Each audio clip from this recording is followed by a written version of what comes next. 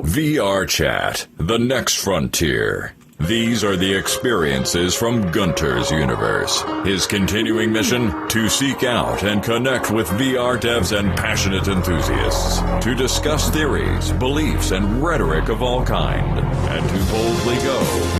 VRChat, the next frontier. These are the experiences from Gunter's universe. His continuing mission, to seek out and connect with VR devs and passionate enthusiasts, to discuss theories, beliefs, and... No, we're not going to keep it. I'd feel bad for these guys, my guests. So yeah, listen to that song again. Right. It's sensitive, so what I need to do is like back up further or something. So now I'm getting animated. I like the standing situation, you know, and don't have to worry about all the problems with seats because they just always are problems. But I got to control my party, my dance. VRChat, the next frontier. These are the experiences from Gunter's universe. His continuing mission, to seek out and connect with VR devs and passionate enthusiasts, to discuss theories, beliefs, and rhetoric of all kind, and to boldly go where no show has ever gone before.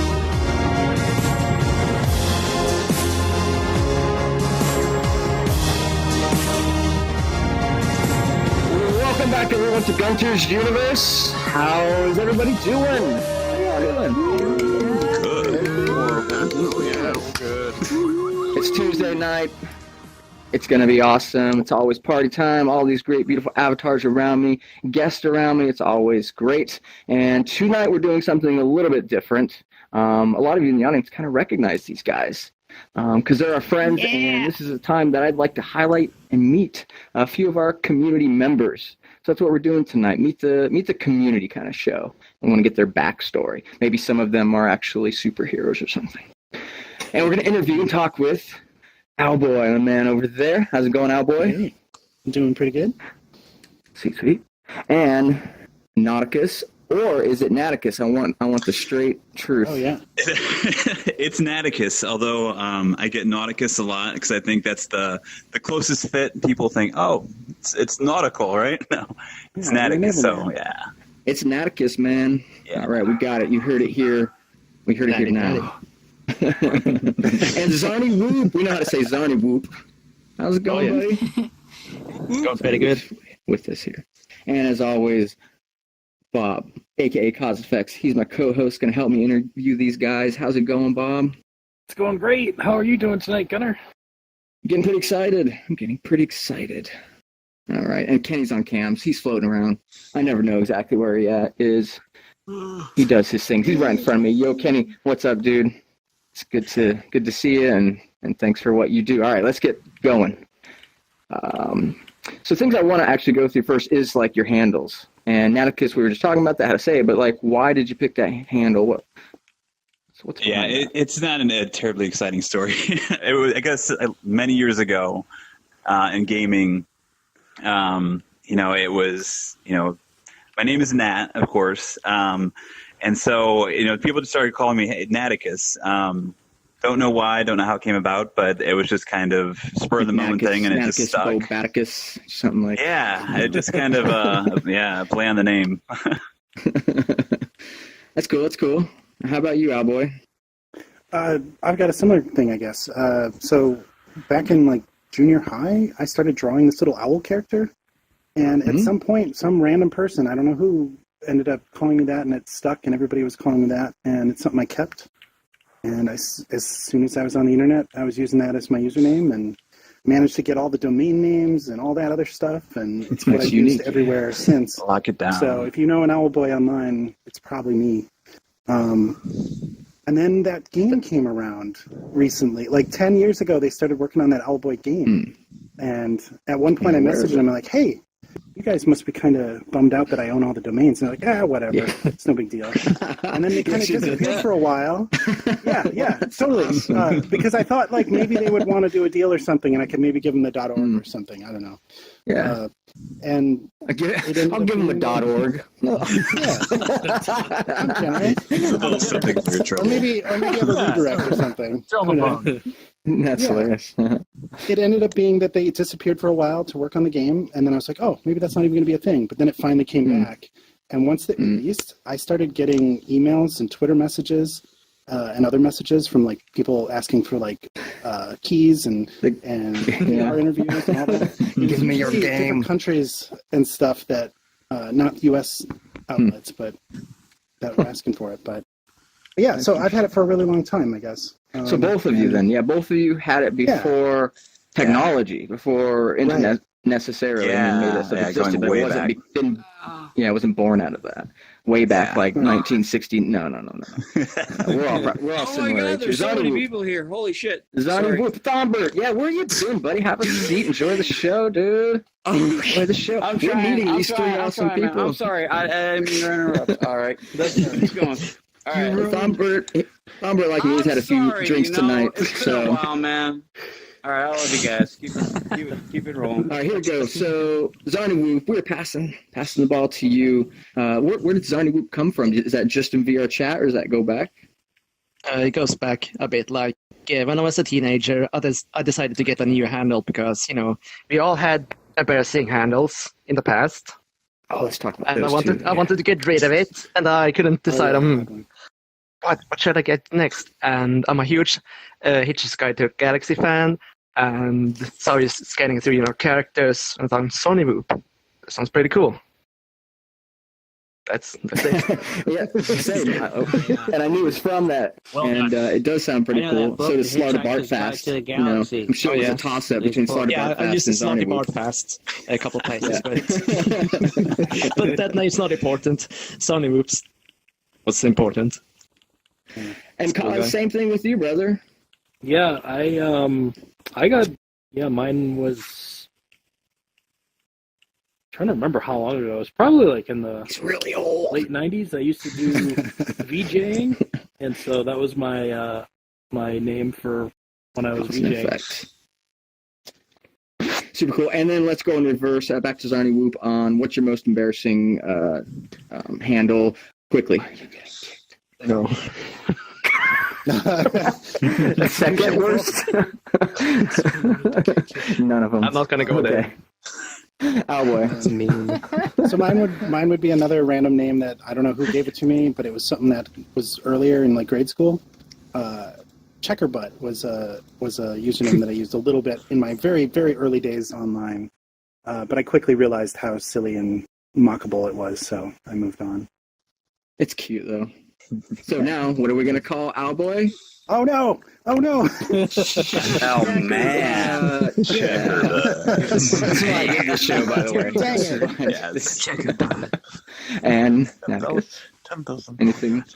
The only other alternate I can think of, they used to call me Chocolate Rain, and it's because back when I was playing, I guess, Counter-Strike, like a long, long time ago, I would randomly come on and just start singing Chocolate Rain by Day Sunday.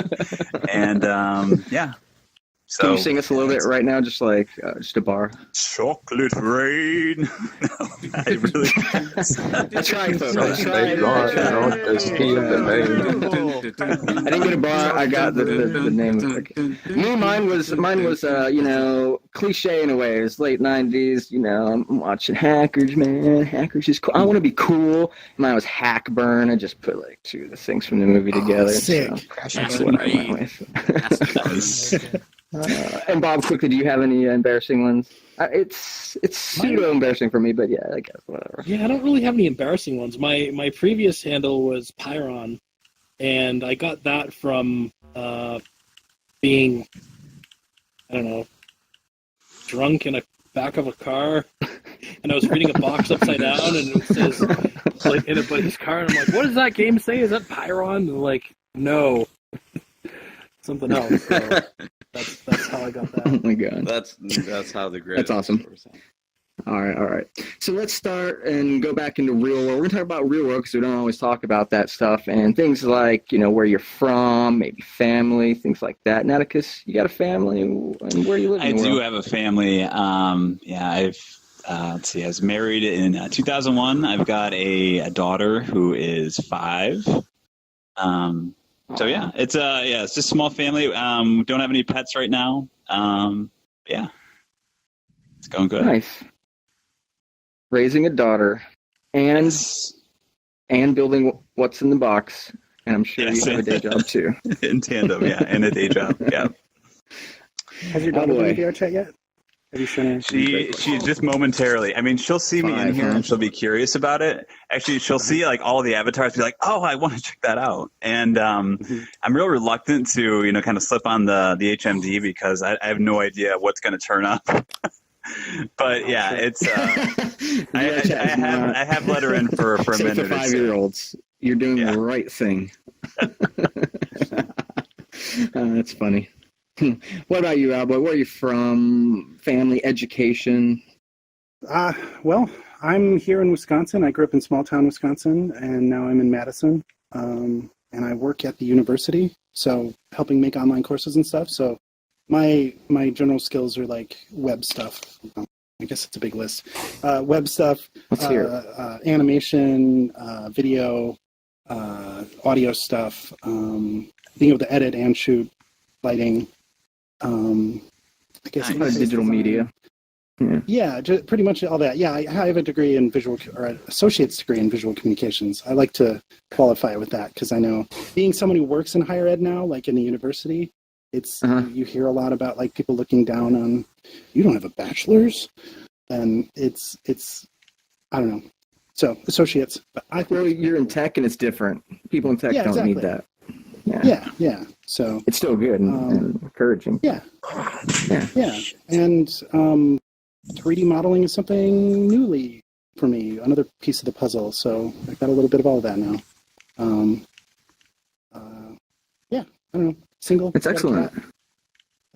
His name's Uno. He's got. And what about like the family when you grew up with? Are they in this area? Yeah, do you have any siblings? My family still lives up in small town Wisconsin, and I've got 3 younger brothers. I don't know. We're average small town family. I don't know. Not much exciting to explain there. I bet there is. I just don't know how to get my questions in there, but we'll come back to that. And is that Owlboy from Owl Tech? Is it the? Is that No, it's a Fombert, man.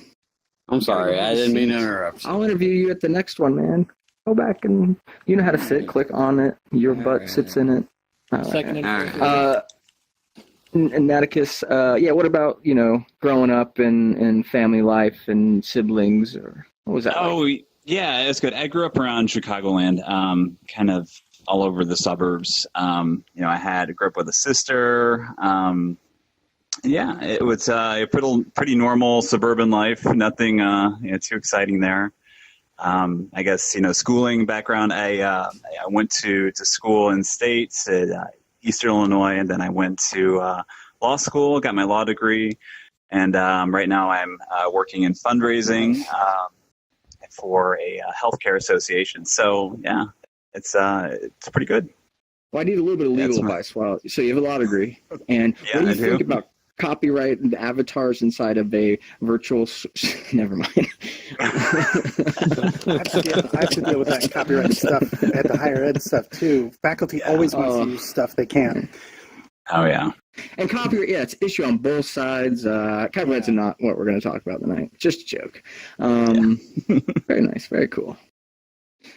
All right, let's step over to this side. Zarniwoop, tell me a little bit about yourself, where you're from, your family life, schooling. I'm from northern Sweden. I basically grown up with every Nintendo console imaginable. I grew up playing Mario, Zelda, all the Nintendo classics with my sister. How old were you then? Like 5, 10, 15? Like since I can remember, I've always been, playing games. I mean, I was born when the same year as the Super Nintendo came out in 91, so, since I can remember, I had a Super Nintendo. So, yeah. And what about, what's family like in Sweden and siblings and growing up? Was it good? Growing up, me and my sister, we we fought a lot. It got physical. I dragged her hair and she punched me in the shin and after, but we fought a lot. I want to say that she always started fighting, but that's not always true. But she did most of the time. What did you not like about her? What was like the worst thing? Like, I don't know. Did she do something to you, or everything? I know she was just mean, man. She was teasing What's me. that? It's like Shelly in South Park, right? I don't know. She's a mean old sister. Not quite, but just sibling love. Yeah. We're not on bad terms or anything. How is it now? How's the relationship now? Yeah, I mean, we punch you. We don't fight anymore, so that's good. And yeah, it's chill. I borrowed my sister's Switch. Maybe what was it? A month ago. And I got to play a little bit of Zelda, then she wanted it back, and I haven't had a chance to borrow it again. So I'm nagging her about it, because I don't have enough money to buy Switch. So she's into video games, but about technology, or did she choose different career path? She's more of a casual gamer. She loves the Legend of Zelda series.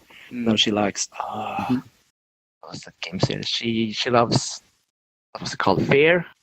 I never played it myself, but the first sounds familiar, like Fear 2. Yeah, the first person shooter. Yeah. Wow. I remember it's kind of a hardcore game for a casual gamer. Yeah.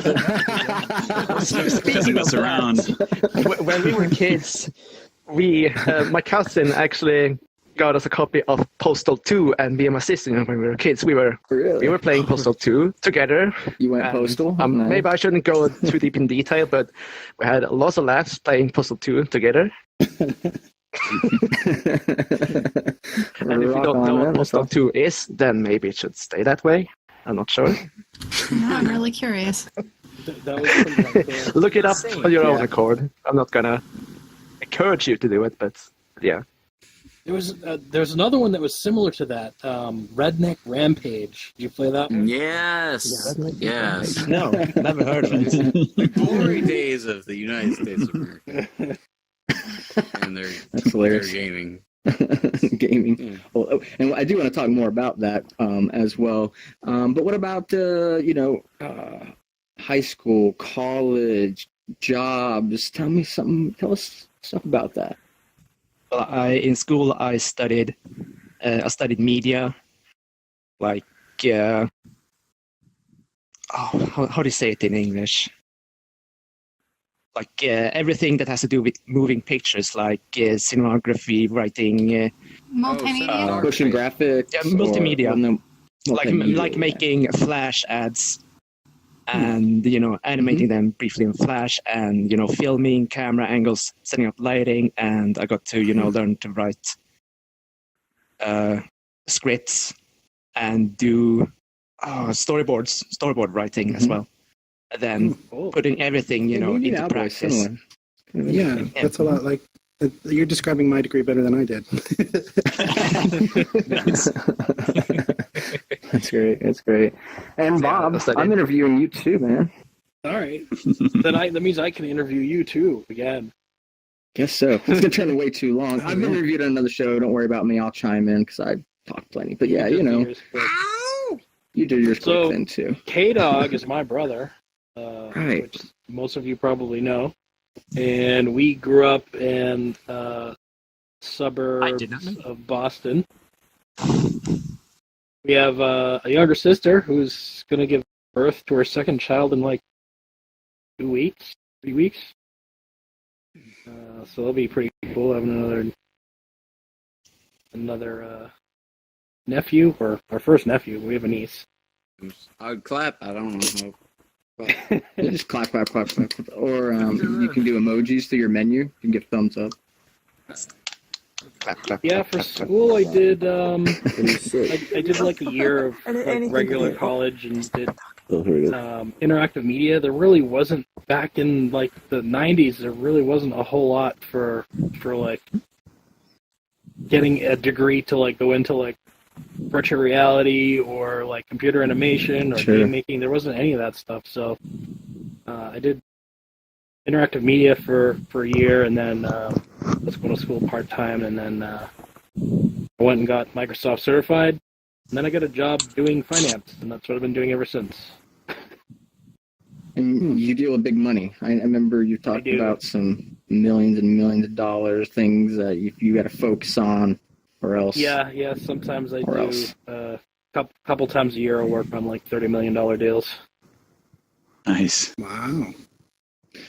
Sounds stressful. I would pee myself. It can be a little stressful. How about you, Gunter? What about you growing up? Do you have any siblings? I have none. You're an only child. So I can't talk about them. None. I didn't have a father. This is going to be a great story. Life sucked. No, I'm just kidding. Life was great because Mom was awesome, and she made it great, and aunts and stuff like that. Grew up in South Florida. But you're a fisherman. You were a fisherman. That is actually a great story. You were a grandmaster. Sit down, Thombert. Sit down. I'm a hunter and a fisherman philosophy-wise, but not... Well, I'm just saying, man. If you want to... That is a good story. I can't be. Remind me later, because it probably is, because I forget everything. That's nothing about my life. Maybe I do that on purpose. So, high school was good. Ended up going to a local college and do a lot of the media stuff. It's called the digital media degree, and do a lot of the similar motion graphics to camera stuff, shot a music video that was freaking rad, because my best friend is just the best at playing metal, all the most complex stuff, and he looks the part. So that was really cool. And yeah, similar stuff like that, and work for a web shop right now. Used to work on a lot of stuff that was a bit stressful, but I scaled things down, doing just graphic stuff, Photoshop, Illustrator, InDesign, print materials, stuff for conferences. Yeah, that's me. Let's see. Let's talk about something interesting about yourself that nobody knows, or just none of us know. And I want to point to Owlboy.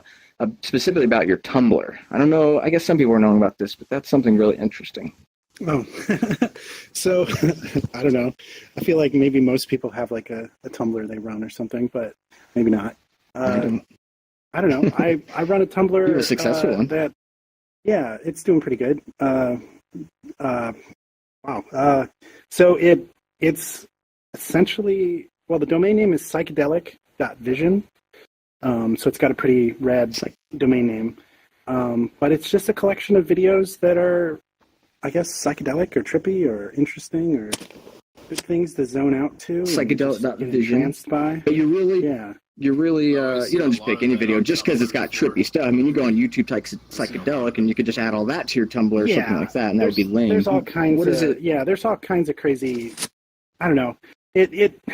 I always assume it sounds a little pretentious, but I try to take care to pick stuff that's like uniquely interesting or isn't just a filter effect or some other kind of... Yeah, it's curated.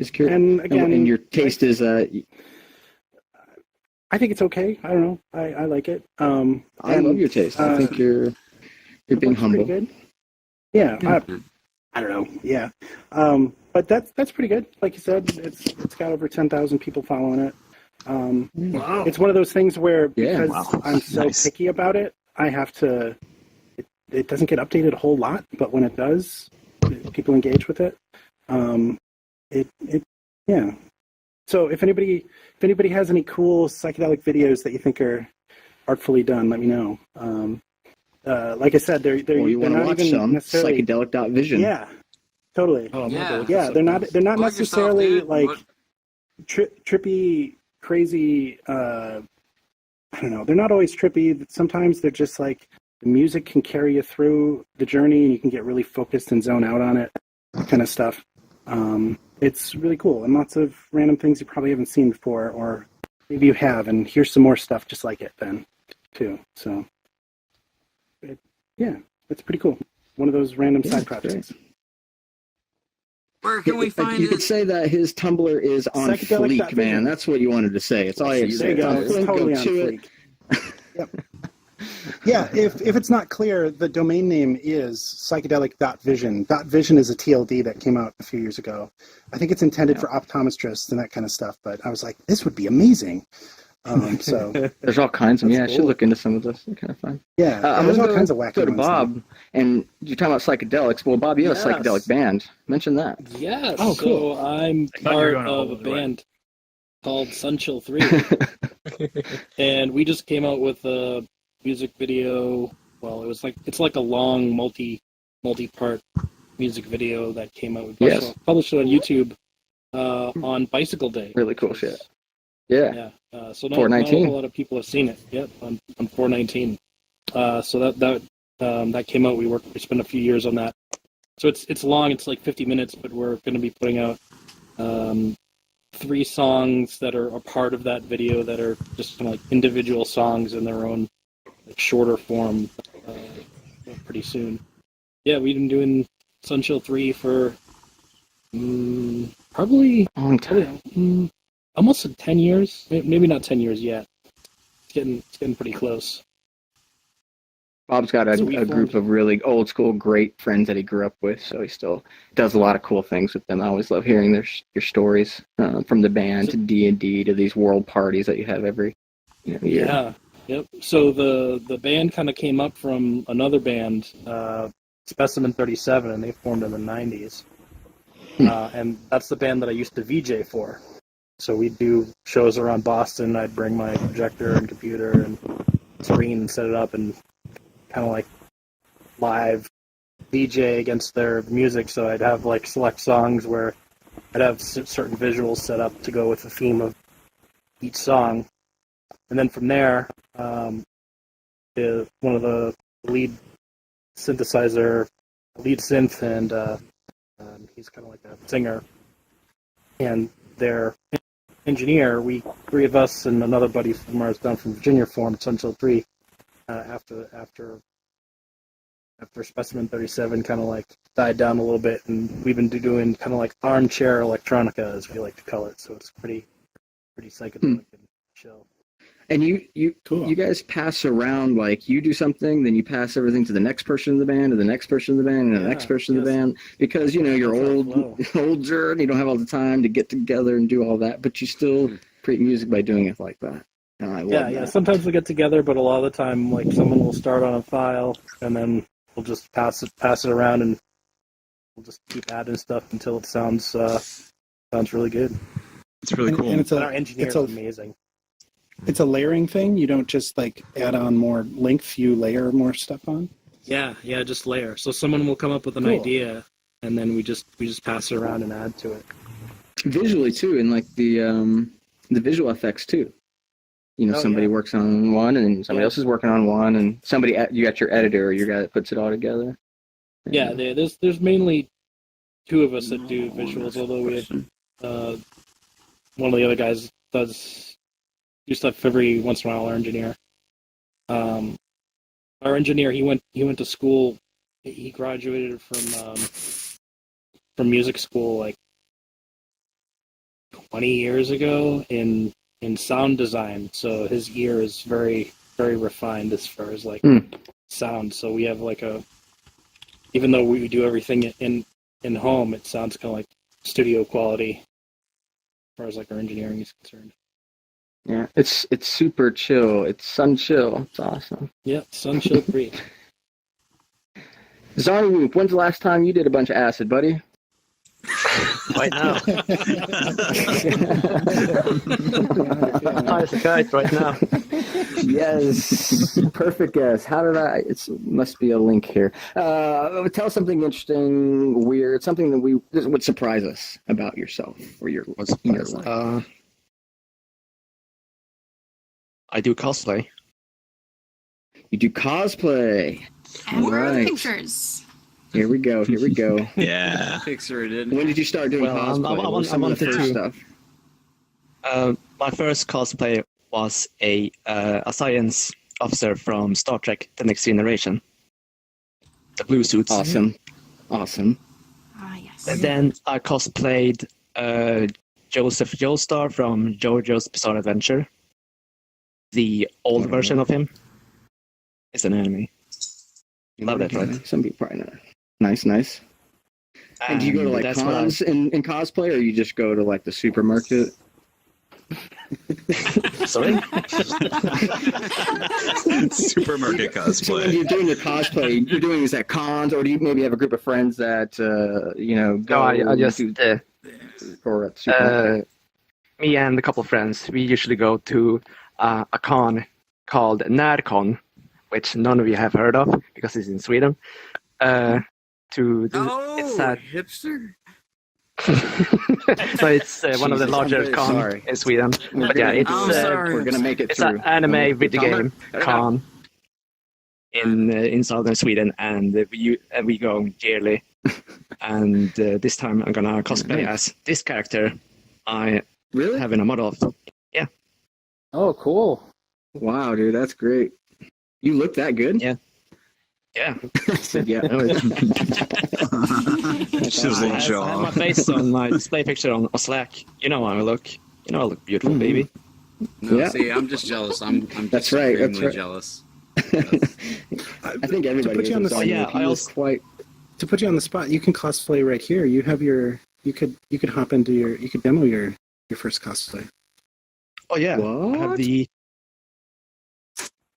have a version with this Scrolling. avatar having the Star Trek Cool, science man. uniform Nice. shirt.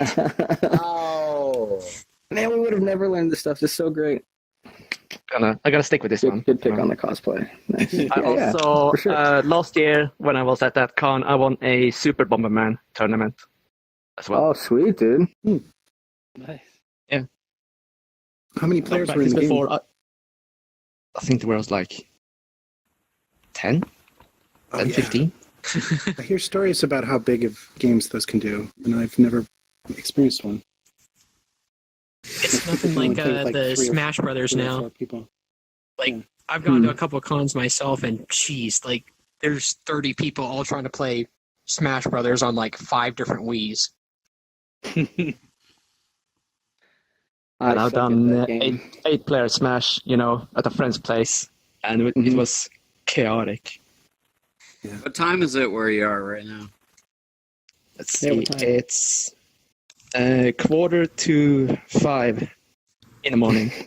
So the sun's going up soon. Yeah, I think about it when you stay up. I mean, you pretty much. What's your average time that you go to sleep? Your time, noon. About that. Yeah, I try to keep that's what I a figured. regular schedule, but if I want to go to VRChat events, then I gotta fuck my sleep schedule. That's dedication, man. It's the honesty. The honesty. It's just Yeah, that's the way it is. That's it, man. Well, thanks for being here. Yeah, thank you. Cool. And Naticus, something interesting, something far out. All right. This is kind of embarrassing. I probably should have thought of something else. But yeah, I have a slight obsession with birding. And With what? Oh, cool. birding, going out and finding birds. Yeah, it's kind of like collecting. It gets you outside, and like this time of year, the spring is perfect because you have tons of migrants coming through. So I liken it to something like Pokemon. It's you go out, you got to catch them all, right? There's all these rare birds out there that you can find, and yeah, it's addicting. Awesome. And you Don't get a get big started net and you because just catch them and you pull them. oh in, yeah, you put just them in bring out the cages, nets. Yeah, and you got them. no, actually, I just bring I bring a camera. So I take pictures of them That and when I makes can sense. find them. Yeah. But yeah, it's don't get started because it's super addicting. But yeah, it's fun. I I think enjoy when I at was, least getting looking your outside. name up, and I think I did come across a Flickr account that had a ton of birds, and I was like, yeah, I'm Yeah, not sure if that's you. it. Yeah, sure enough. Me and my wife were both, and it was like, nice. My wife likes bird watching with binoculars, and when we were up in Alabama, last year it was really cool to see the season change there. Being in South Florida, you don't get quite as much the season change, and you get different types of birds, so it's been really cool. In our backyard, we get a lot of different kind of birds in there. So Oh yeah, Florida's she great. she goes outside a little more than me, but I love, of course, all that nature stuff too. But I seem to always Nice. be on my computer in front of the black mirror instead of Mhm. going outside enough. Do you see, Cool, that's do you really see many interesting. owls? Oh yes, of course. Yeah, the owling I do, it's before the sun comes up. So you go out, you play owl calls, and you try to have them call back to you. Yeah, it's kind of fun. Awesome. Let's try that sometime. Could you I try like and to find find out an it's interesting. Owlboy right now? There you go. I don't know. I think I know one owl call. There's like there's an owl call that goes, "Who cooks for you? Who cooks for you all?" Not me.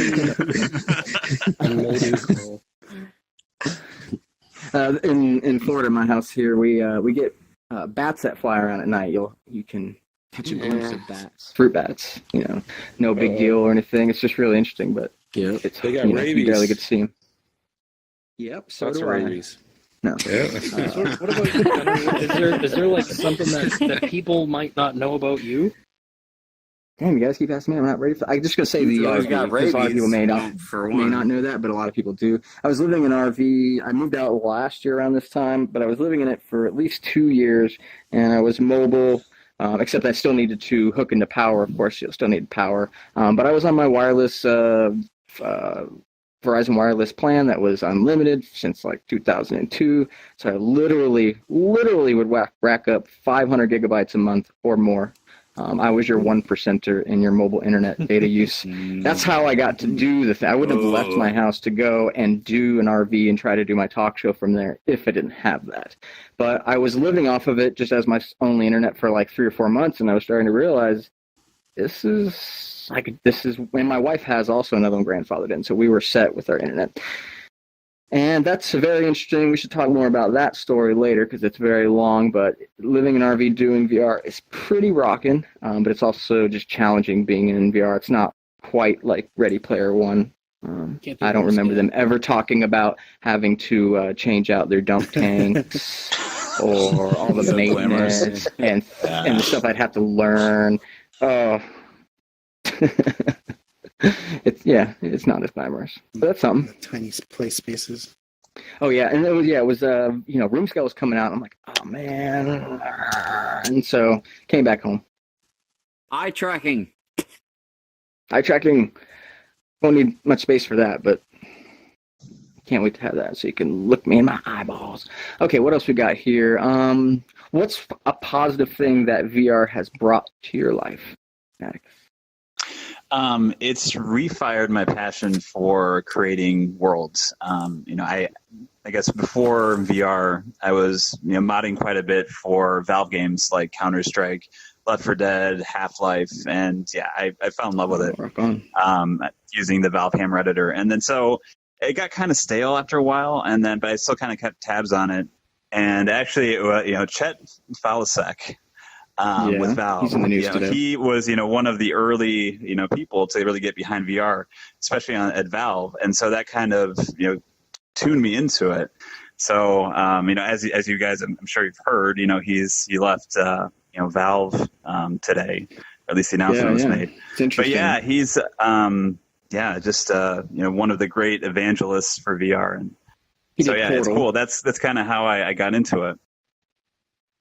He was a big part of Portal. I don't know if he, basically made Portal happen. I don't know if it was just directing it or how much of his. He did a lot of writing, I think, on the Valve titles.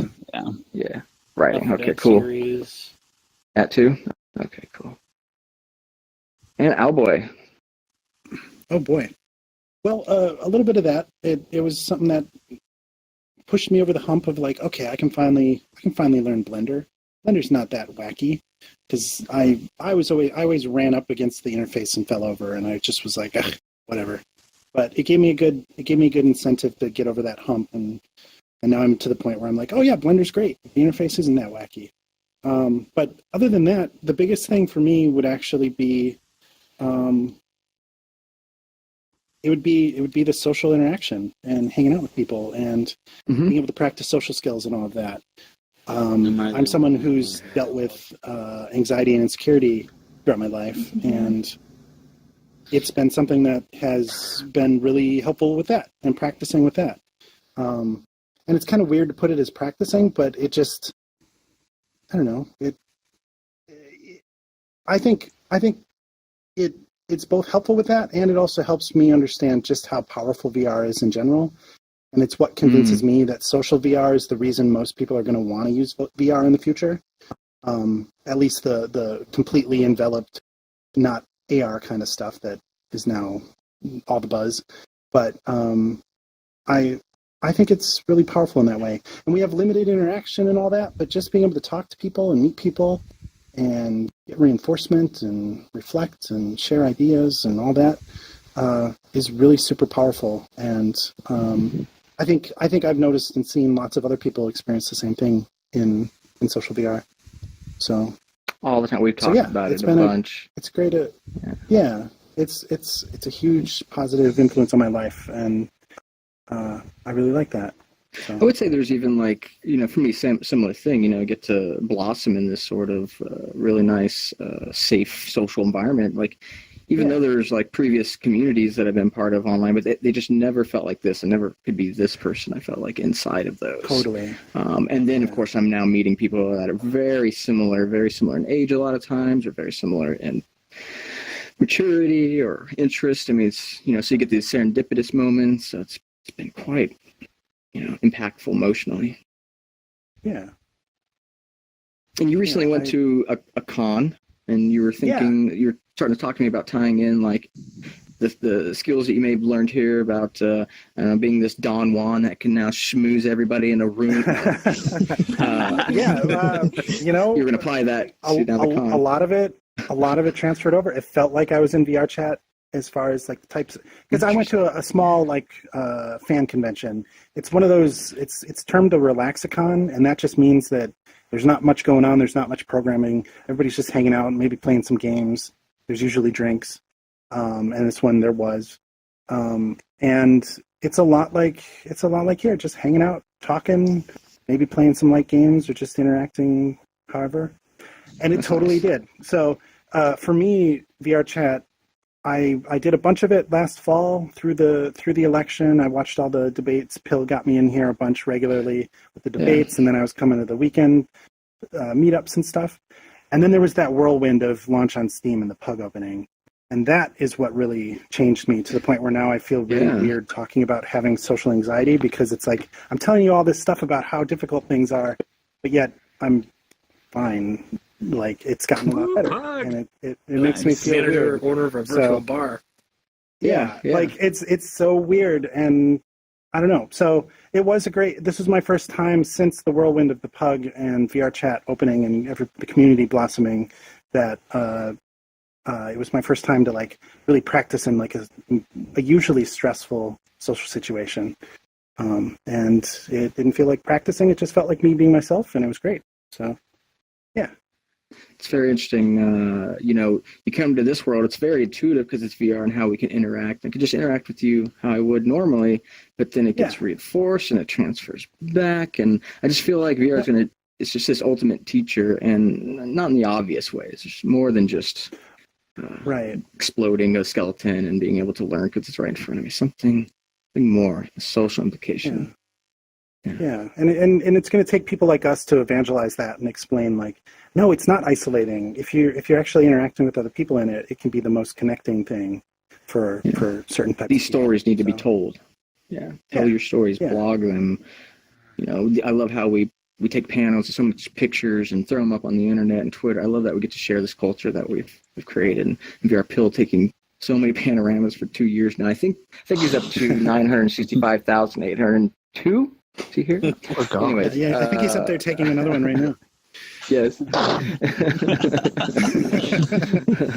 he's taken 93 tonight. Yeah, he's getting thumbs up. Awesome. All right, let's move over to Zarniwoop. Yeah, what is Natty Patty VR, like and Owlboy. I said it earlier. Natty Patty. No new nickname.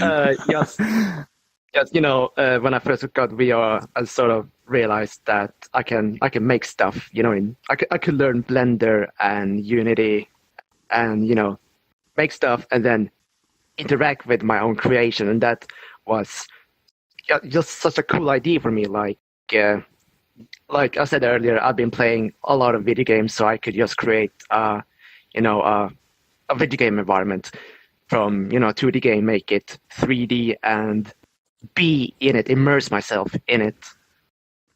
That's just so cool to me, and that really got my creative uses going.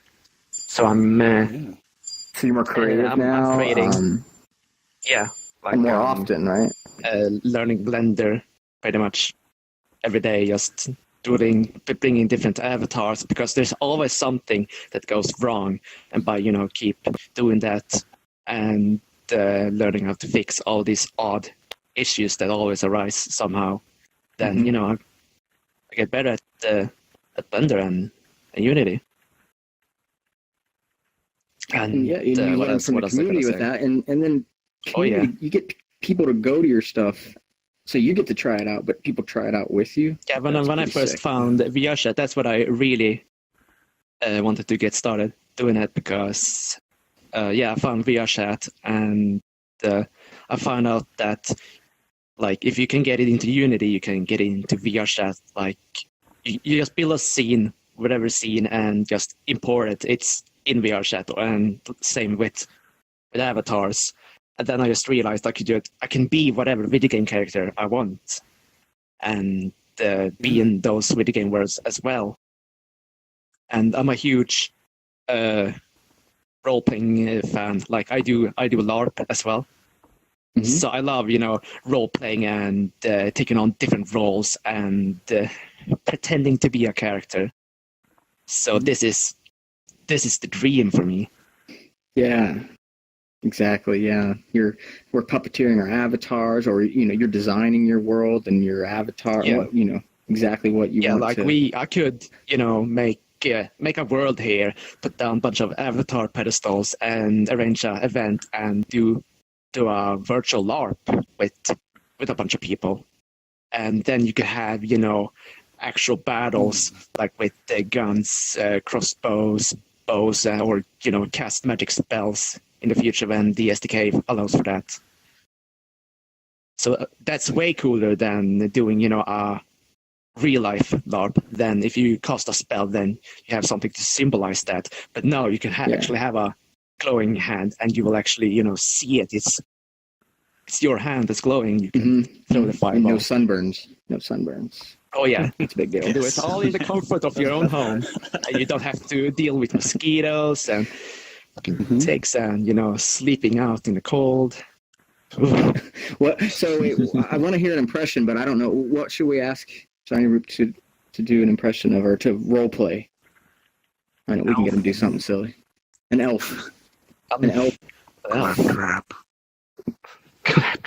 Then I need to have my voice changer program. Alright, if you guys can just talk about something, I'll go boot up the voice changer program so I can do my claptrap impression. This will be worth it. Yeah, it'll be worth it. Okay. Yeah. Okay. Sweet. It's worth it. How about you, Bob? What's the biggest thing that's impact your life? I think the biggest way that's impacted my life is socially. I mean, I've made new friends real world, and we've you and I, for example, we've met in person, we've hung out, we've stayed together, gone to lots of conferences together. So it's friendships that have been made over the last few years. Yeah, you found friendships. Yeah, and you had a lot of friends. You didn't even need friends. Can't have enough. Yeah, so absolutely. New friends, and going to conferences and going year after year, being to SVR 4 times, seeing familiar faces, and some people that you only get to see in person once a year or twice a year and hang out and have a good time, people that you've met in social VR we've known each other for years, along with some of the old time folks that we've testing. Social VR for since 2014. There we go. Hello, my dear friends. It's me, Claptrap. Sound like him. I haven't yet gotten my Claptrap model in, but don't you worry, soon I will. There you go. Okay, that was totally Zarniwoop the elf. Yep. Yep. Claptrap is the elfie. Do you have a Twitter Claptrap account? No. Claptrap. I love when I do that. Chess. Nope. You should get one. And then nothing will happen. Exactly. All right, Bob, where were we? Oh, yeah, Zarni Trap. Yeah, meeting a lot of people, getting to meet them in real life, and really close connections, right? Yeah, that's real shit. Am I back to normal? Yeah. Yep. Yes. Well, as normal as you can. Unless you want me to stay the other way. No, but maybe have you do another thing, though, another little bit with that. I think that could be cool. Yeah, we'll check back in with you and have you do another voice. Yeah, impressions isn't really, my strong side, but, role-playing is. Yeah. Better at thinking like the character, not necessarily sounding like the character. Exactly. Mm-hmm. And for me, if you were going to ask me, which I assume that's what we're now doing, it's starting the VRChat meetup because I needed friends. Oh, sure. A lot of my friends were older and they're just families or they're doing other things or, we don't live around each other as much. And, we could do more. And even playing video games online with them started to become a struggle, right? So I really wasn't getting much time FaceTiming with them. So here comes VR. And there's just similar age, mature people that have been thinking about VR all of their life. And so I've never met those people. Where have they been all my life? Well, they've been around and now they're here. And so I wanted all of them to love me. And so I created this meetup and a talk. And it worked. I really wanted to create a meetup because I wanted it to have that, but I knew a lot of the similar-minded people wanted the same exact thing, and that it was just such a big deal. And so making sure that didn't die, because doing it week after week after week to make sure that there's somebody there to, come on, let's still, even though we're in T-pose avatars and we can't positional track anything, and it's a DK1 and you're blurry, I can't tell who you are, or your name tag to be like right here. It still was amazing, and you still yearned for it. It's that power, even if on that level. I've told you before, but the meetups are the reason that I felt like the reason that with VRChat in particular, I came in one meetup, and it's what made me realize that I could stay and make friends, because it felt like a real place, and all the people and their opinions they were sharing and everything. It was like, oh my God, these people are like me, and this feels real, and this is awesome. So that was when I really started hanging around more last year. Sometime. Yeah, it hooked me too. So yeah. Yeah, I already, not to be, I know I've accomplished my mission. I've gotten lucky. It was accomplished, the first 6 months and stuff, or just what I really wanted to see. And then it just kept going. And I just get to see the friendships and bringing out developers and people. Then those friendships are made, and then now they're collaborating on a game or something, or just, seeing people open up, I didn't like it when people call on me, even, in a classroom. I wasn't ready to talk, but, that's what you need, right? You need to come out of the shell. And I would try to encourage that of people, and it worked. And thank you. We have more people that talk now. And so I think we still have some people to work on, and we'll get to you. We know who you are. All right, next question. I don't know, Bob, what do you think? I've got some stuff, but maybe you got some ideas. Yeah, how about we can go, what was everyone's first VR experience? We'll just keep going around the circle this way. All right, first VR experience, it was sadly Gear VR. It was, this would have been, Christmas, let's say 2 Christmases ago. Well, I guess I had a cousin that, had a Gear VR the first time I had ever tried it on. And, he sat me down in, a swivel chair. And the first experience was the dinosaur. I don't know if you guys remember that, but it's this dinosaur experience where basically there's a brontosaurus or something, and it swings its head, right really close to you. And so, it was cool. It wasn't, it was the first time, it ever, felt like, I was taken away somewhere. The other experiences I got to try were good, but I found that it was, I had a little bit of like motion sickness afterwards. So it was okay, but I knew about the Vive and I knew how much better it could be. So, of course, once, got to following April, I got my own, and then it was just really amazing. So, but I got a little taste with the Gear VR, so it was cool. It's a great story because, is cardboard or was even the gear poisoning the well? This was a conversation I had many, many times here, is even the gear. And no, I think the gear was that quality that we wanted out there, and the cardboard was very scary in terms of just what us enthusiasts and developers, want and really want to see happen. So it's great to hear those stories that a gear brought you in to the point where so were you a big VR fan? Did you watch the movie? Did you grow up wishing for this stuff? Has this been your dream? It's interesting. It's always been kind of on my radar. I mean, it's like I definitely remember the movies like Lawnmower Man. Hold on one second. E-Man? E-Man, can you mute your mic? Just a little bit of noise. No problem at all. Sorry, Nat.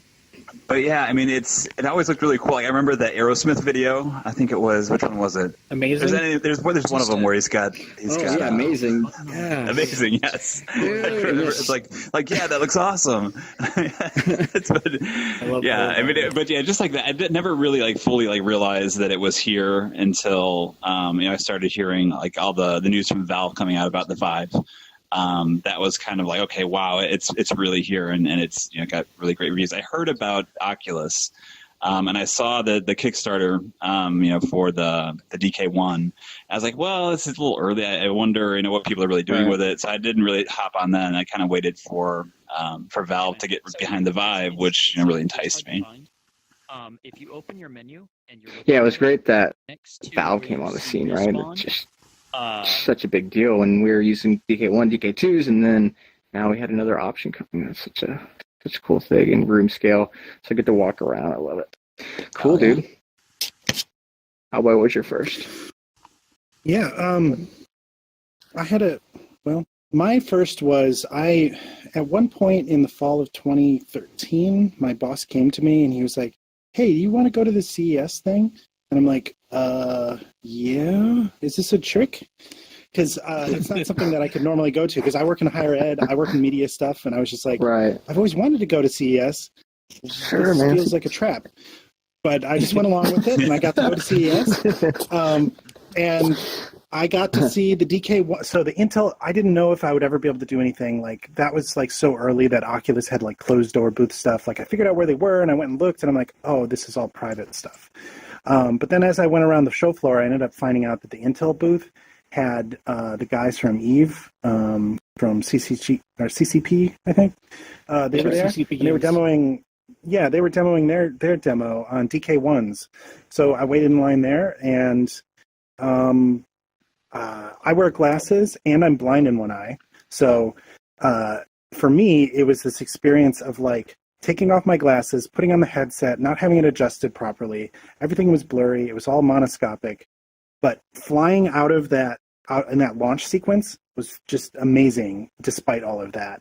And that's when I understood, oh yeah, this is pretty cool. This is going to work okay. And at that point, I had already understood, oh, this is 720p. Doesn't do this, doesn't do that. So I knew it was going to get bigger, and that got me really excited. And once the DK2 was a thing, I signed up for that right away and got one of those. So, yeah, and then my first real experience was the desk scene. Yeah, the desk scene. The desk scene is awesome. Oh yeah, I tried just like everybody else. I tried to put my hands on it. Yeah, and then it was so crazy. Cool. Yeah, the CCP demo. I didn't get to try it, but I was watching video of it because just hanging on all this stuff, seeing what's coming, and just seeing people at conferences trying that and just blasting off like freaking in a starfighter or something just blew my mind. Ultimately, the game didn't turn out to be exactly what I want, but that's okay. Yeah, it turned out it's a hell of a lot more than I was even thinking was possible back then. But now with reality and how things changed, not quite my cup of tea. It's all right. Yeah. Zarniwoop, what's your first? My first experience was 2-3 years ago at the same con. I was wandering around in one of the houses, and I saw a group of developers were taking down their setup, and they were showing off their VR game with DK2. And they were starting taking down stuff, and just ran up to them and asked, "Hey, you guys still showing up? Can I try VR, please?" I'm like, "Sure, you can play while we take our stuff down, man." And so I get to play like Nice. 5-10 minutes with a DK2 on a laptop with no control, just use the keyboard and some shitty mouse playing some game. Stuff. I was like, shitty mouse. Oh my god! Said, hey dude, you gotta take the laptop. Come on. Oh, okay.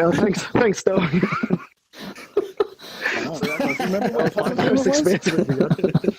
I have it written down on my. I have their Facebook written on my cell phone on some interesting notes. But yeah, I'll look it up and I can tell you about it later.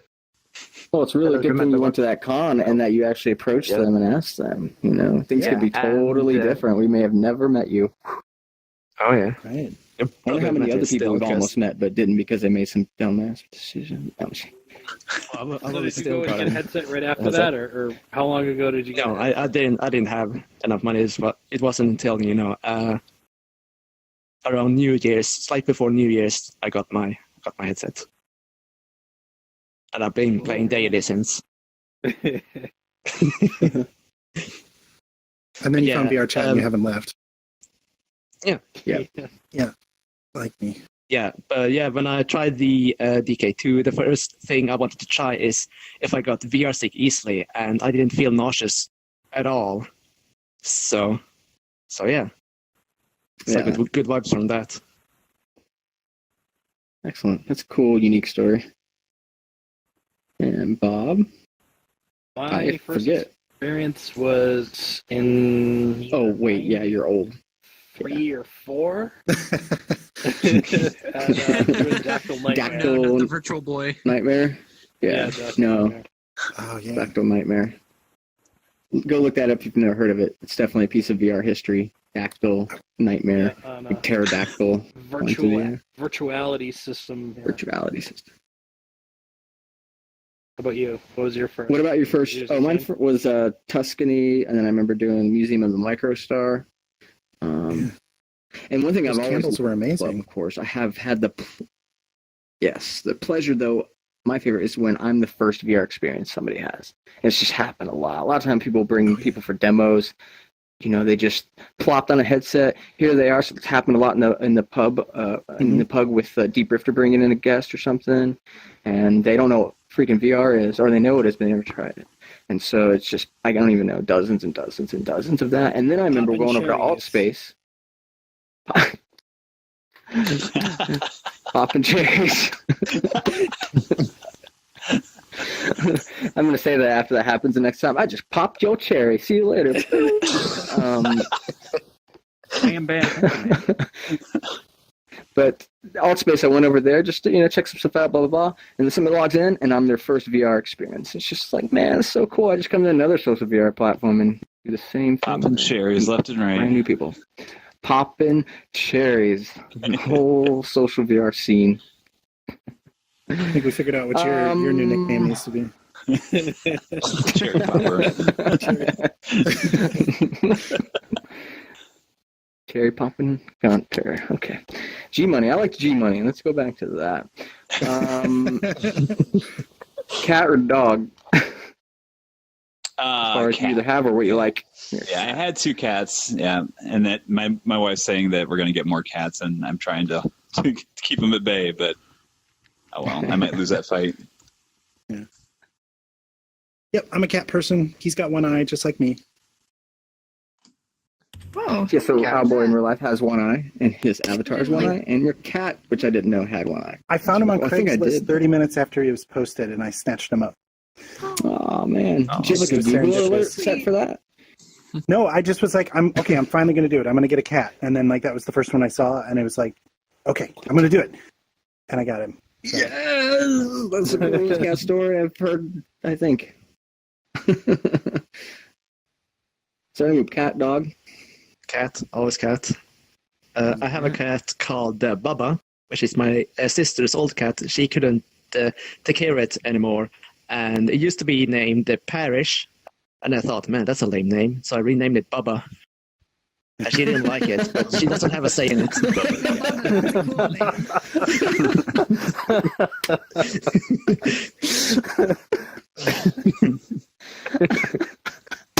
Wow. Bob. I'm probably more of a cat person. I mean, I get along with Baba? cats or dogs fine, but yeah, I don't have any pets. I've had a fish. I had a beta. I named it Velasic because when I first got it, it was in before I got a fish tank. It was in a big Velasic pickle jar. You guys are real creative. She'll name you after your cage. Yeah, dude, it was only in there for like a day or two before I got the bigger, like actual fish tank. For me, I can't decide. I've had 2 dogs, 2 cats. Worked at a humane society saving animals for years. It's a little difficult for me to call it, but I guess I don't really want a big dog anymore. I've done my duty there. There's a lot of work. But the cats, sometimes the allergies can flare up. So I think no animals. I think I'm going to go no animals. I think I'll get a virtual pet. Yeah. There you go. I got Bob. Naticus has got a virtual pet here. Oh, yeah. I used to have a Out cat. for virtual pets. That's right. Let's see. It ran Cat away. died. Cat took off. Cat didn't like me. I didn't name him Bubba. I mean, if I named him Bubba, I could see him taking a hike. I was gonna say, could you just like There's a borrow pet goat. Naticus's goat? Like There's you got a a goat right there. Hey, buddy. Yes. But then he goes away too often. Kind of a fainting goat. He's a little stiff. I like it. Yeah, the fainting goes so hilarious. That'd be hilarious to animate that. Get too close, it faints. Yeah. Okay, how about let's talk about the worlds you've created. Bob, none. Zarniwoop, what have you created in VRChat? Describe some Besides of the stuff that you like. finding models and bringing them in, I'm working on a Mega Man Battle Network themed world. It's a game on the Game Boy Advance, and I loved that series. So that's the first thing I decided. Yeah, I'm gonna make something. A Mega Man Battle Network world. That'll be so cool to be in that world. Mega Man crosses ages because I'm a Mega Man guy, you're a Mega Man guy, but we're 10 years separated and I think 10 titles separated too, but it's still the love of Mega Man, brother. Yes. Oh yeah. It's so cool. And so you're working on that. Of course, you've done some really cool avatars. Maybe you want to switch through some of your avatars, brother? I can switch to one of the... Why did you pick these? What do you like about them? The avatars. This one is from the Mega Man Battle Network series. So I modeled this myself, and I'm gonna have them, as NPCs in the world.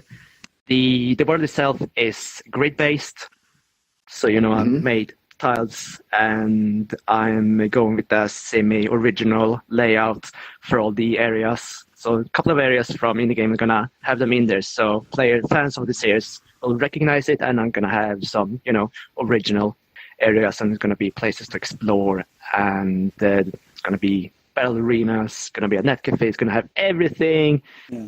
Everything. Come join it when it's done. It's the fastest fully featured level in VRChat, in my opinion. You're right there. Yeah, I mean so important. It's cool. It's very cool. The in-game world is supposed to be like inside of a computer, like it's on the internet, like Tron, essentially. Mm-hmm. Yeah. So there's there's the backdrop, all computery looking, and then there are tiles that you walk on. So there's not a lot that I have to model. I just need to model the tiles and texture them differently. Maybe have a couple of fun objects here and there, and I can create a authentic looking Mega Man Battle Network scene. So it's easy, and I have a lot of sprite sheets from the Game Boy Advance games that I can look up how things look like, and I just try to 3D model that in Blender and texture it and put it in the scene. So you modeled this yourself. It's not a rip, right? Yeah. Cool. Yeah. Very cool. I wasn't sure if that was clear. Yeah. Yeah, you should see in the early versions of this. this avatar. It looked. I don't think I still have it. Well, maybe I have it on my computer, but not on my list. I think no, I deleted that one. But I have a lot of show the different avatars. The flame. I can show this one. Model I found. Oh, yeah. Classic. See what the camera can see you down there. You don't have to back Probably up. not. Where's the camera? I don't even, yeah, there you go. so I think it's best if you can I can look into the table and see you better. There we go. Yeah, I tried to find funny looking avatars and some. Oh yeah, do the part. Okay, now real quick, go. Cool looking ones. Some hot ones. I'm rather fond of this one. Yeah, I like that one. It's even got smoke particles. You can barely see them coming up of the top. And the flame. I think that's the first one wiggles, I ever saw or it should wiggle at least. That was that was the first one in the bar. Flaming head.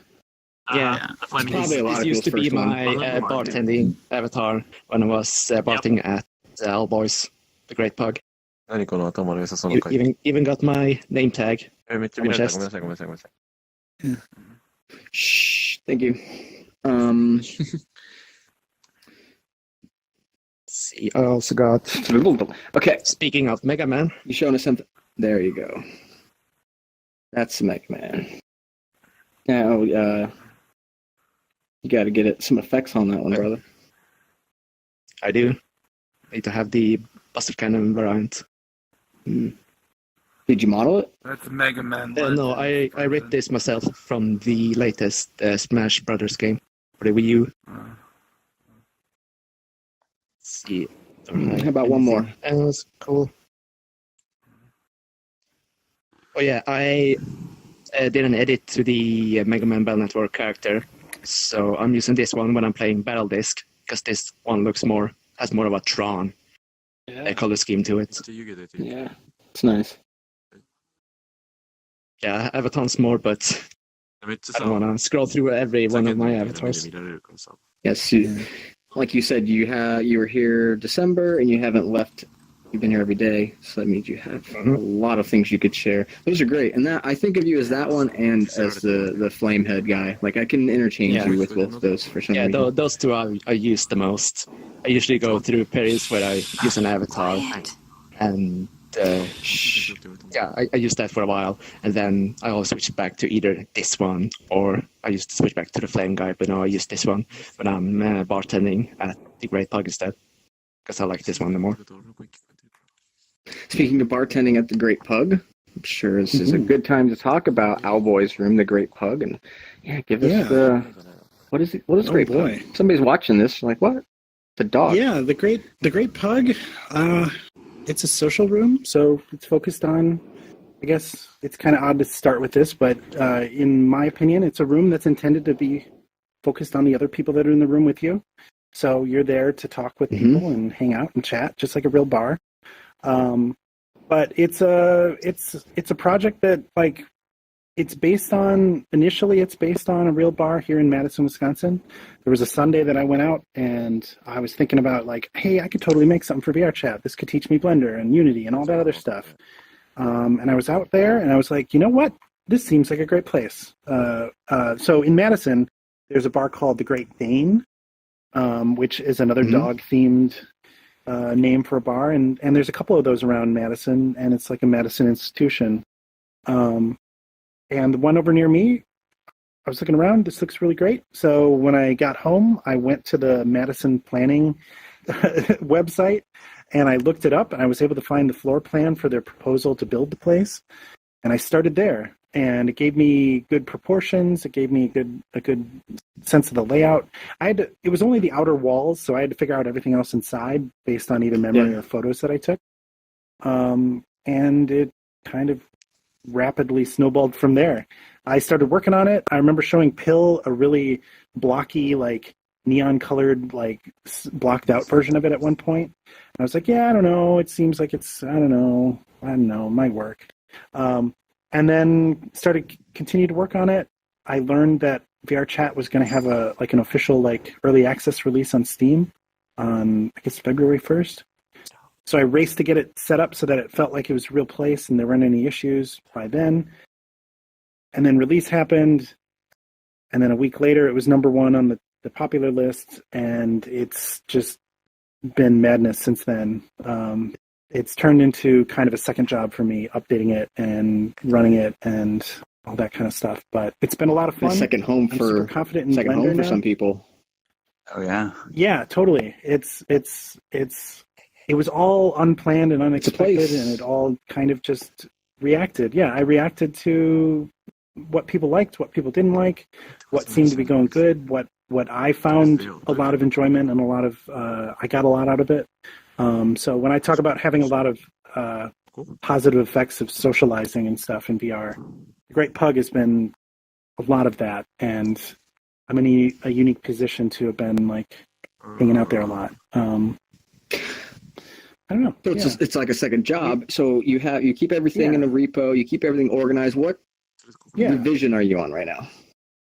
Oh boy, I think I was in there earlier, and it looks like at least 125 different versions have been uploaded to VRChat, and that's the way that if you look at this room here right now, due to something or other, this room has only been uploaded twice because it says V2 at the bottom. I think that's because you made it private at one point, and then you had to re-upload it to make it public and all that. But yeah, that's how many times that's been uploaded. That's not necessarily how many times it's had updates to it, because a lot of times in the early days I would do these private updates that were in a different branch. But yeah, it's lots of iteration. I'm a big fan of iteration when it comes to building things. So get stuff out there and then react to it and change it a little bit and slowly progress.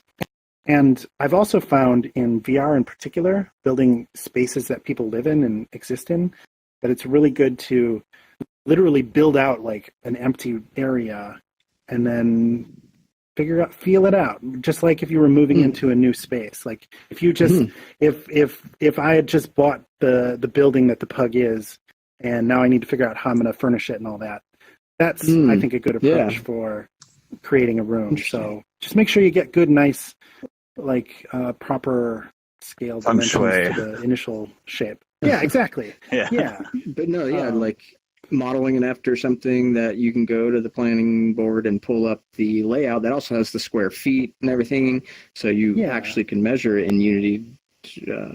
Translates. Yep.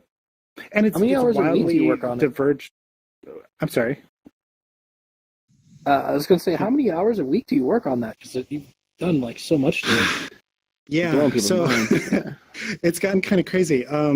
So I have my 9-to-5 job at the university, and I'm lucky enough to be able to, as soon as I end at 6. So as soon as 6 o'clock rolls around, I just flip over to Unity, making sure I open 5.3.4 P1, and then I start working on the Pug for a few hours, and then I will maybe push an update. Maybe not. If I do, then I'll race home all nervous that I broke something because I can't test it at work. A fun fact about the Pug is it's 90% of it is made on a Mac. So that's what I'm building on. Oh, yeah, I remember when really you messaged me on Slack, but you asked me to do some testing because you were at work. Yeah, Zarniwoop helped me do some remote testing one time when we were first implementing some of the trigger stuff. Because I was at work doing the stuff and I just couldn't load it up because we don't have VR there. But yeah, I don't know, it feels like it's a part-time job in addition to my full-time job.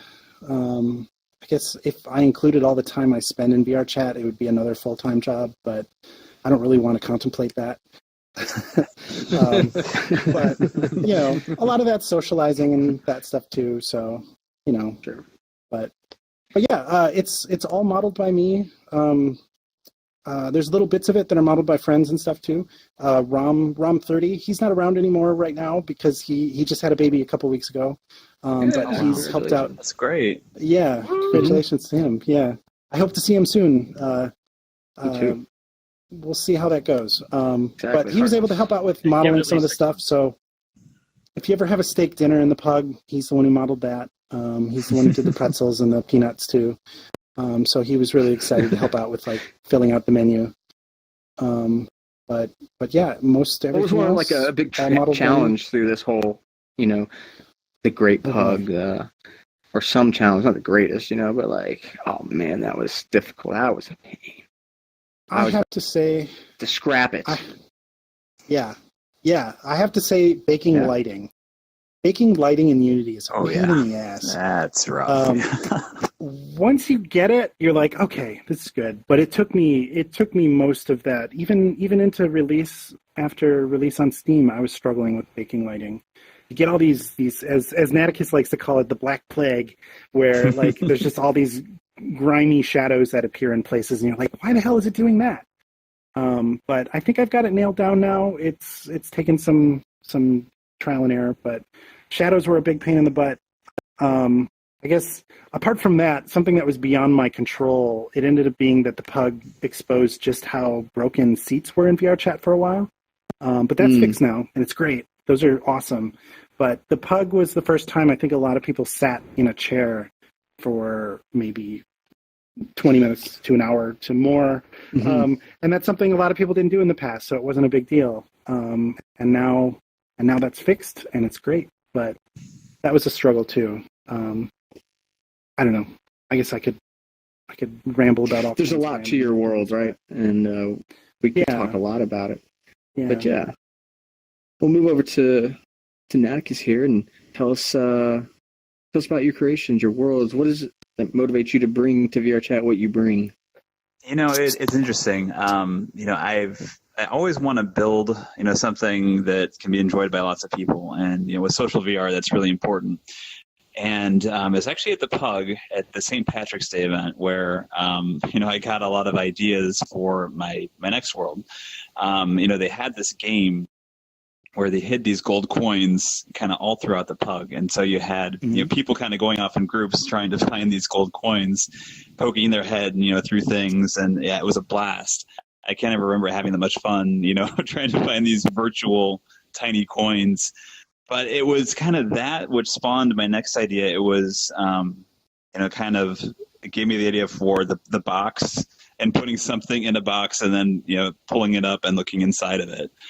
And I was saying, okay, well, how can I make this a game? What can I do with this? And a passion of mine, something that I really enjoy doing outside of VR is pub trivia.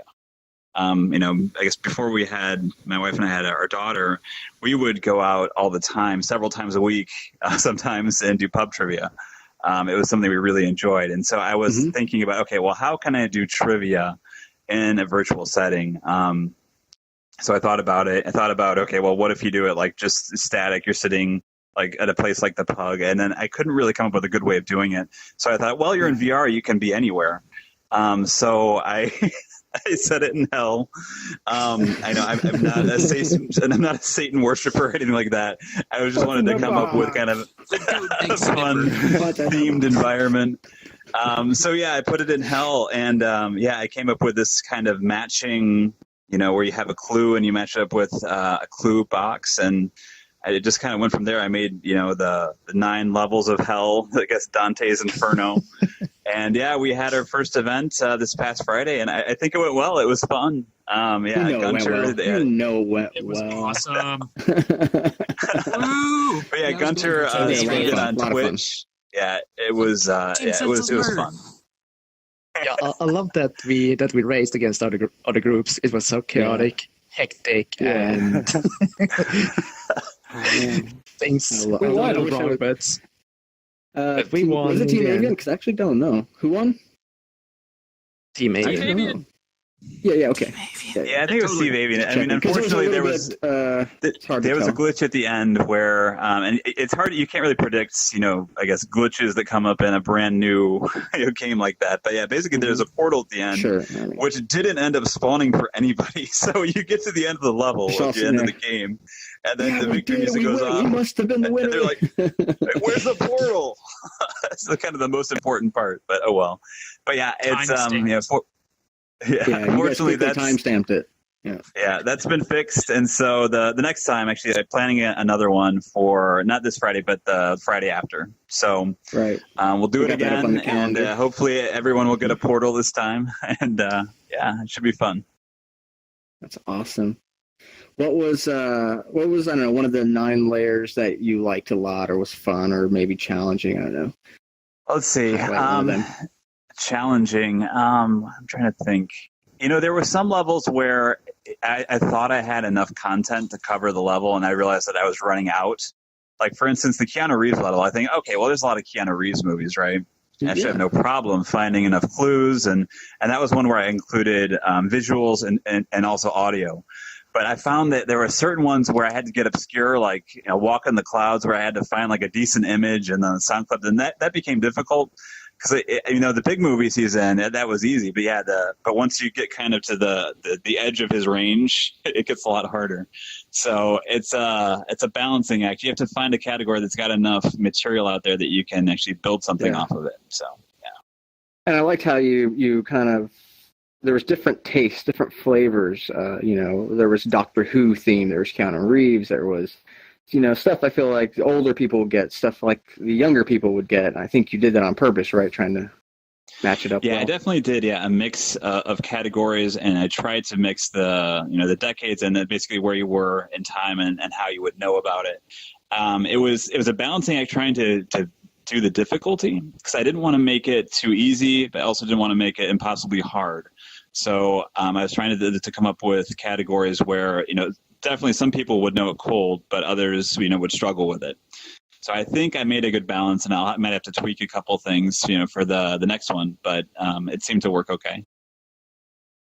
Yeah, it's awesome. I mean, you saw the video. Did it play out the way you wanted it to? Did that seem like the timing? It was really interesting watching it back because I didn't really think a whole lot about strategy, and it was interesting watching Team Avian go because what that team ended up doing was, kind of the strategy was if there were boxes that people didn't know. Yeah, they put it in back on the pedestals in the center because that was like, okay, nobody really knows it, so they put it back in the middle. But the ones that people knew, they kind of held them and then put them in when the right box came up. So it was kind of neat to see that play out. I might tweak some things. I don't know. I'll have to think about it but it was just kind of fascinating seeing the strategy develop out of it. Yeah, it was a lot of fun. Super cool. Glad you're continuing on doing this, and I don't know, it made my Friday night. So I think I'm gonna toss things to the audience, maybe in just a moment, give them a moment to think of some questions, and maybe the host have a question or the guest have a question for each other. So kind of thinking that route right now. Anybody got a question? What do we want to know about these guys? What for Owlboy? Dragon. What is your statement? Whenever I wake up in the morning, there is a gas container outside my window, and the very top of it looks like your eye. Oh, weird. He'll be watching you. It's always watching you. We got a hand raised over here, Ghoster. All right, this is for you guys out there. What do you guys think of horror games, and if you've played them, how great or horrible do you think they were? Board games. It's like board games or horror games? Horror. Horror. Oh, they said board. Horror. Like scary, jump scares, stuff like that. Board horror game. I got one. Arkham Horror. I like that game. That's a great game. Like for VR. Sorry, I'm a VR horror for game. VR only. I don't play a lot. I'm a huge scaredy cat, so I can't stomach that. Naticus? Yeah, I don't know. I've done, Sisters, which is that short demo. There's a jump scare in it. It was all right. I mean, let's see, what's the other one? There's a zombie shooter that came out early on. Arizona Sunshine? No, Horde? Before that. Hordes? No, it was Brookhaven Experiment. Yes, Brookhaven. That was okay. It's funny. I mean, after playing shooters for so long, I mean, it's that stuff didn't really faze me. So I don't know. I guess there's much scarier games out there which I haven't tried yet. What I'd kind of be curious about. Can I jump in with a recommendation since we're on it? A Chair in the Room. A Chair in the Room, Greenwater. If you haven't played it, so good. AAA psychological horror, amazing. What about? I haven't played. I really want to. Is that Ghost Town? What's that Ghost Town? It's kind of like a ride, and it starts off kind of like going into a mine. It feels like a Disney-ish ride, and then it gets crazy. I got Numan over there kind of shaking his head. You mean the Desert Mine Ride? Is it a roller coaster? No, isn't it? I haven't played it. It looks freaky. And I heard from the team that it's really good, and it's like a ghost cavern mine, and it just gets really twisted and freaky and stuff. So And that Sarah doesn't wanted help to add anybody. that, VRZ is also really good. VRZ? VRZ, yeah. For me, it was Alien back in the I was DK2 going to say modded. that too. Alien is it Insurrection? Isolation. Yeah. Isolation, yeah. He had no weapons. Yeah. I'm on the same boat as Zarniwoop here. I'm not down with the horror. I'm not even down with like the horror movies. Like I'm not my thing. Especially with the I don't know, the way it went in the late 2000s. All that stuff. Like Saw and Hostel. Yeah, all the stuff that was just like just over the edge. I like horror stuff. It's just that I can't handle it sometimes. Yeah, mine is the truth when it's based on true shit. That's what kills me. Sure, but I'm certainly intrigued by thrills and all that. I think there was what was the game called? Cry of Fear. This is not VR, but just a free horror game in general. But like Cry of Fear, I was shakingly playing, but I still almost managed to play it through the end because it's a really good game, and I like horror, but sometimes I just had to take a break. Yeah, and I can think of Aliens versus Predator actually was a shooter in like 2000, and I cranked my stereo up, get it all dark, and then one of those freaking face huggers just slash right on you. It's, maybe I pissed myself, maybe I didn't. I don't know. I briefly played the demo of that on my Mac, and it scared the shit out of me, and I just stopped. Because like those things chasing you from behind. I put myself through. Yeah. There's been just one thing that has scared the life out of me in VR, and it was this game called Dead Secret, which wasn't really made for VR, but it was adapted for it. And there's this part where there's basically, it's like this, phantom or is wearing a mask, and it's basically, chasing you down, and it tells you have to run and hide, right? And so you actually find a hiding place. And you hide there and you stay there and you have to wait to see if it's going to catch you or not, right? And it actually gets closer and closer, and then you see its face like right in front of you, and it's terrifying. That sounds terrifying. So yeah, I think it's it's really cheap to pick up. So if you ever want to scare, Dead Secret's pretty good. And I'm a bit cynical about all the horror VR games and in general, because I feel like shooting things with guns, that's one VR thing. Like that's easy. Let's do that. And then jump scares and horror and scaring the shit out of you is the other easy thing to do. So I don't know. I'm a little like, not only am I not down with it, but I'm also like, that's. I don't know. I think your previous guest was expressing that too. Like, there's lots of great games, but it is one of those easier things to do. So yeah.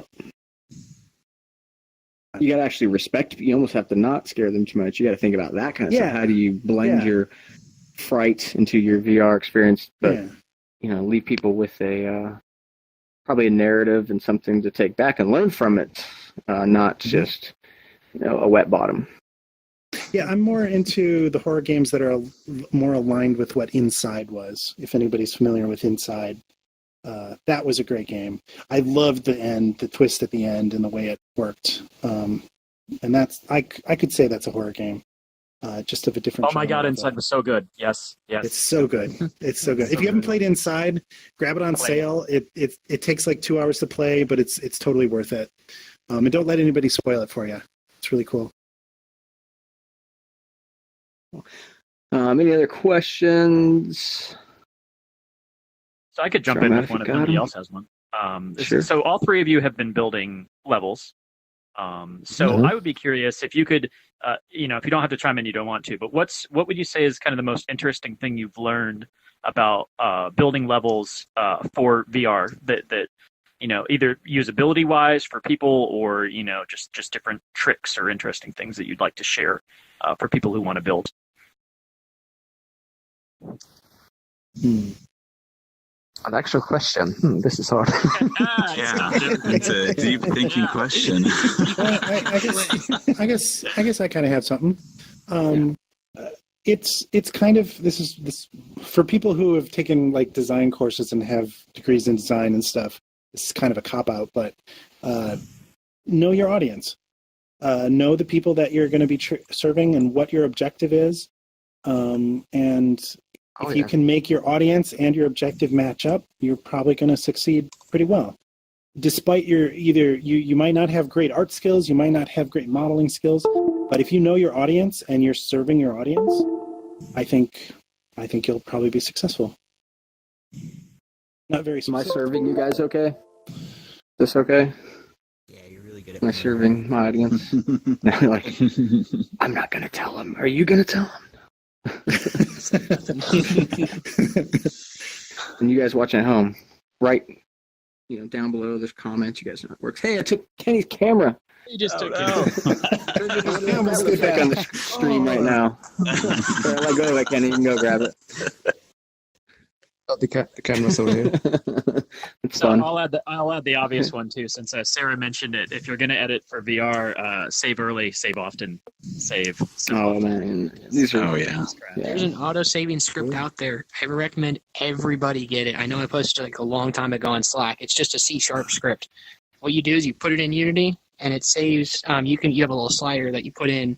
You can set it from like 1 to 10 minutes, and it just automatically resaves your scene, so that you never have to worry about it. So you lose like 5 hours worth of work on a single project because because Unity decides to crash, which has happened to me once.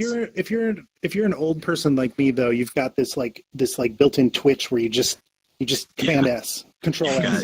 This constant fear.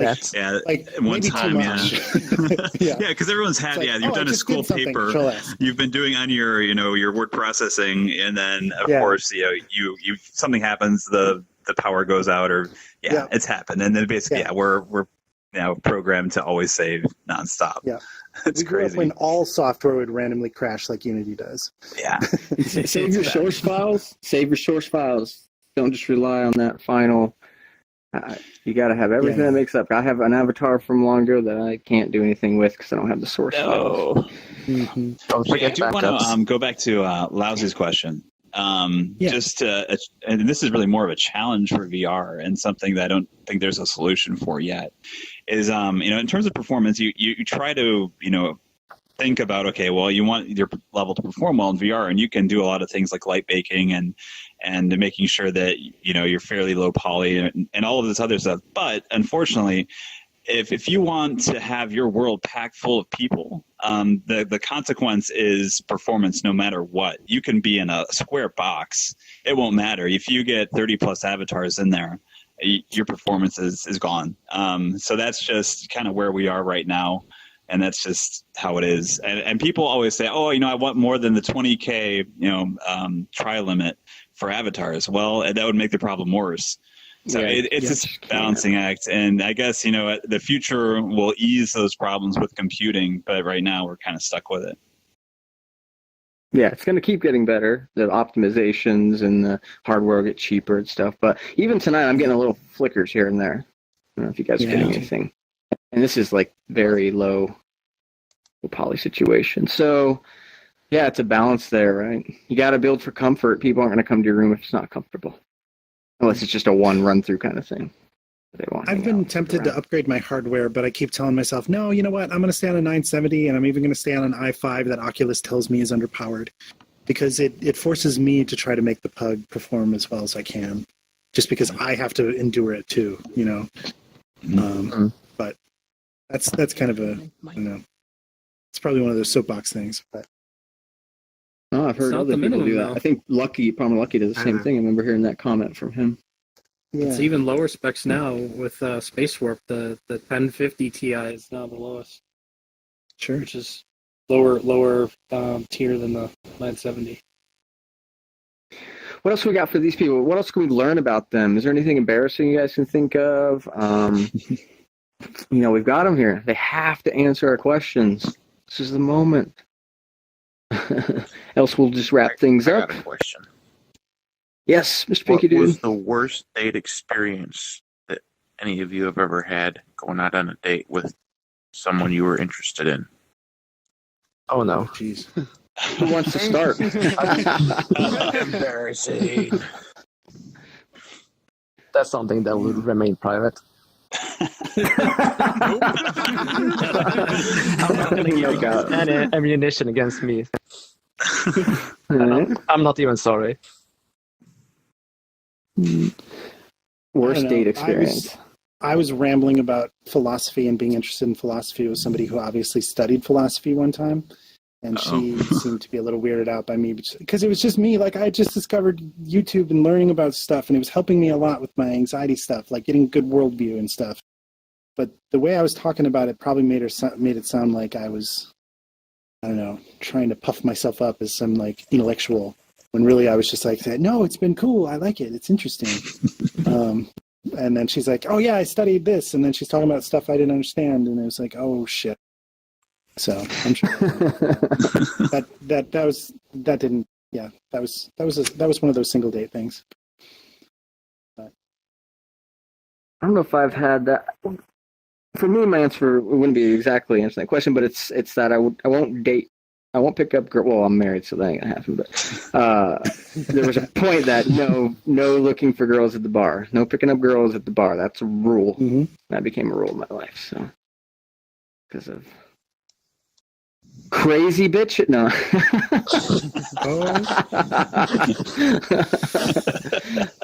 Any other questions? Wow. Anybody? Anything? All right. Yes, I can. Yeah, hey, Tom, Nautical. Okay, all right. I got a question. How you doing? How many of you like Kyrito's water?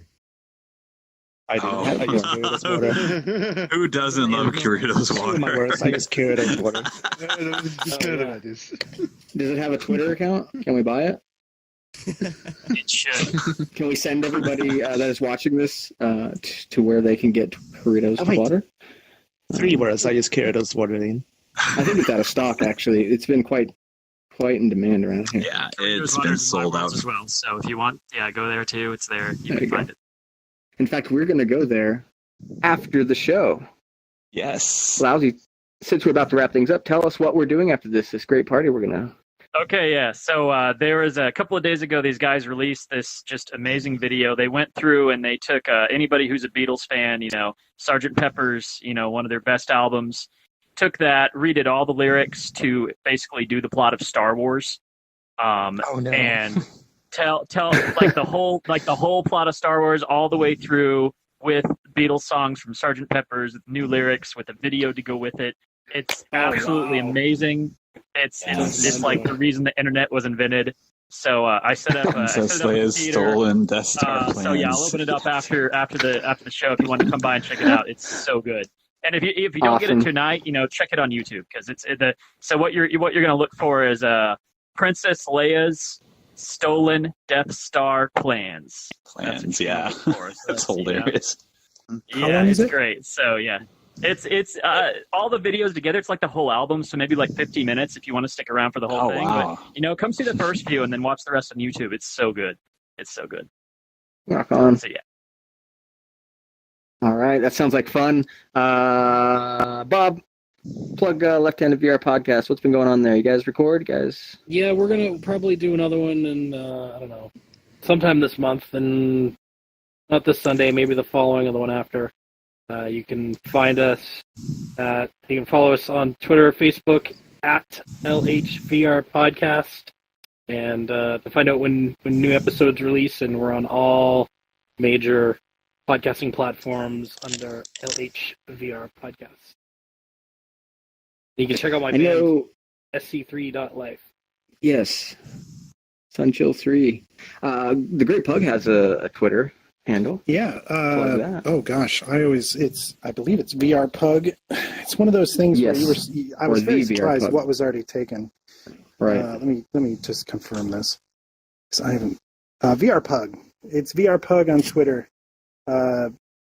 Post random little things. It's something that I'm ramping up. Still figuring out exactly what I'm doing with it. TheGreatPug.com also exists. That's just a logo right now, but someday it'll have more. Nice. And I guess Thursday McMuse is playing in there. Yep, Thursday McMuse is playing. He comes around every other Thursday, so this Thursday, and then in another 2 weeks he'll be back again. And on October 28th, there's going to be a Halloween party. at the Pug, reminiscent It's already of the St. Halloween? Patrick's Day party. I know it's coming up plan fast, ahead. and the only reason I'm thinking about it is because I know just how much work went into just doing St. Patrick's in 2 weeks, and I want to spread that out this time. So, and Halloween's a big deal. 28th. Yeah, there's an event board in the Pug. You can check that out if you ever care to. But yeah, thanks for coming around the Pug. It's been awesome, guys. Thank you. Zarniwoop, what would you say? You got anywhere to plug, anything plug, point people to, or just give people a final message? Stay hydrated, people. Exactly what I was looking for. Stay in school, kids. And Naticus, Facebook, bird watching, not Facebook, Flickr. Yeah, if you want to look at some nice bird pictures, you can check out, go to Flickr/NatCarm. If you don't want to look at bird pictures, that's cool. But yeah, definitely come out, not this Friday, but next Friday to What's in the Box. And yeah, we need some good competition. So get some teams together to take down Team Avian because, they've got their chest puffed out right now. Having a restriction, less people on the team? Yeah, well, they can't in that beat case. us. Nope. Yeah, we could lower that, but yeah, because everybody's got a box, in their hand waiting. There's a lot of people. Yeah, maybe we take it down to like a limit of 6. I think that's what you could play with for balance. Break up the team. Yeah. I missed the first one. I'm totally going to be there. Very devious. I'm sorry. I didn't mean to do this. And tomorrow in VRChat, and it's every Wednesday, is Nomano, his show, The Endgame. So same time as Gunters Universe starts, 10 p.m. Eastern, 7 p.m. Pacific. So you can, back-to-back days, get your talk show in. It's a lot of fun. Then get some McMuse on Thursday. And then on Saturday is the SDK developer meetups that Pill puts on. And then, of course, Sundays are our VRChat Sunday Fun Day meetup virtual tour where we check out all your guys' cool stuff. So if you're watching this and you haven't been to VRChat, obviously, you can already tell you want to be here from this conversation, so come on down. We're friendly, and we love everyone, and we want to party. So that's it. Follow me at Gunters Universe on Twitter, or go to guntersuniverse.com, where there's a place to sign up for my newsletter, and I can stay in contact those ways. Other than that, I think that's it. I'm ready to go see some Beatles, some Star Wars done Beatles, man. That sounds amazing. So good. All right, guys. Thanks so much. Cheers. Yeah.